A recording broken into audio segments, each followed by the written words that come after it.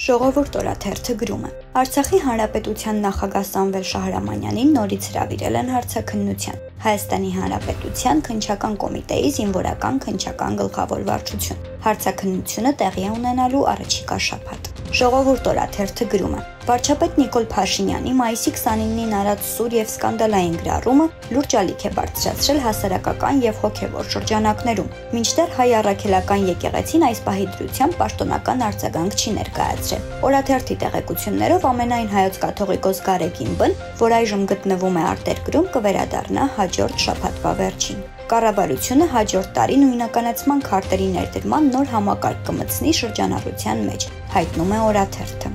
ԱԺՔՊ խմբակցությանը հրահանգվել է մարտական պատրաստվածության գալ։ Հունիսի 4-ից ԱԺ հանձնաժողովներում քննարկվելու է 2024 թվականի բյուջեի կատարողականը, որին 2 շաբաթ ժամկետ է հատկացված, գրում է Հրապարակ օրաթերթը։ Հրապարակ օրաթերթը գրում է. Հունիսի 6-ին դատավորների ընդհանուր ժողով է հրավիրվել, որի օրակարգում մեկ հարց է՝ Արդարադատության ակադեմիայի կառավարման խորհրդի դատավոր անդամի թափուր տեղի համալրումը։ Ըստ օրաթերթի ամենահավանական թեկնածուն Արման Թովմասյանն է, սակայն դատավորների մոտ թքած ունեմ տրամադրություններ են։ Տասնյակ դատավորներ չեն պատրաստվում մասնակցել ժողովին։ Երևանի քաղաքապետարանը հերթական միլիոնանոց մշակութային հատկացումն է արել, այս անգամ զանգակ գրատուն ՍՊԸ-ին, գրում է Հրապարակ օրաթերթը։ Կարգադրության մեջ նշված է մանկական գրքի փառատոն նախագծի իրականացման աջակցության նպատակով հատկացնել 39 միլիոն դրամ։ Օրաթերթը նաև գրում է. ՔՊԱ-կանները շարունակում են բյուջեի հաշվին գործուղումների մեկնել անգամ Հայաստանի Հանրապետության մարզեր։ Հունիսի 1-ից 3-ը ՔՊԱ-կան պատգամավորները Վլադիմիր Վարդանյանն ու Արմեն Խաչատրյանը